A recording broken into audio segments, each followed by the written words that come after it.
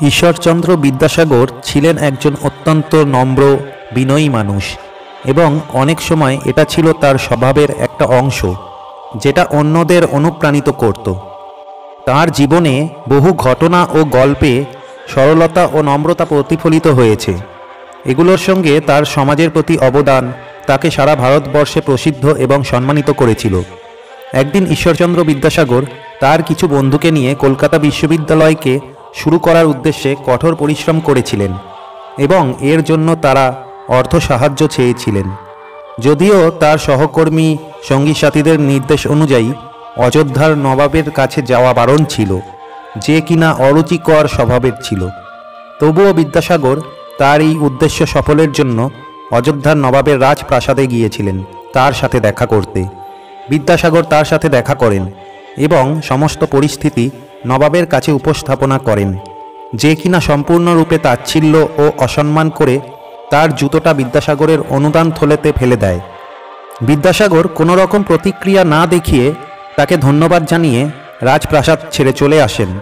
পরের দিন বিদ্যাসাগর নবাবের রাজপ্রাসাদের সামনে নবাবের জুতোর একটা নিলামের আয়োজন করেন। একে একে জনগণ নবাবকে খুশি করার জন্য, এমনকি নবাবের জাগিরদার এবং দরবারের সদস্যরাও এগিয়ে এসে নিলামে যোগ দিল। জুতোটা 1000 টাকা পর্যন্ত নিলামে উঠেছিল। নবাব এটা শুনে খুশি হয়ে একই অর্থমূল্য দান করে। যখন নবাব বিদ্যাসাগরের দানের থলেতে নিজের জুতো দিয়েছিল, বিদ্যাসাগর কিন্তু তার ব্যবহারে প্রতিক্রিয়া দেখাতে পারতেন। তিনি অমর্যাদা স্বরূপ অপমানিত বোধে বিষণ্ণ থাকতে পারতেন, কিন্তু অন্যদিকে তিনি ওই জুতোটাকে সঠিক সময় ব্যবহার করে তার জীবনের উদ্দেশ্যটাকে পরিপূর্ণ করেছিলেন। তিনি শুধু অর্থই পাননি, উপরন্তু তার সম্পদশালী বুদ্ধি দিয়ে নবাবকে খুশিও করেছিলেন। বিদ্যাসাগর মহাশয় সর্বদা নিজস্ব অনুভূতির কথা চিন্তা না করে তার লক্ষ্যের উদ্দেশ্যে কাজ করতেন এবং খুব তাড়াতাড়ি কলকাতা বিশ্ববিদ্যালয়কে চালু করার স্বপ্ন পূরণ করেছিলেন। বন্ধুরা, বিদ্যাসাগরের জীবনে ঘটে যাওয়া এই ছোট ঘটনাটি আমাদের শেখায় যে যখন কেউ কঠিন সমস্যার সম্মুখীন হয়, প্রতিক্রিয়া না দেখিয়ে সেটার সাড়া দেওয়া উচিত। কিভাবে সাড়া দেবে? আমাদের লক্ষ্য বা উদ্দেশ্যকে অহংকারের ঊর্ধ্বে রাখা উচিত।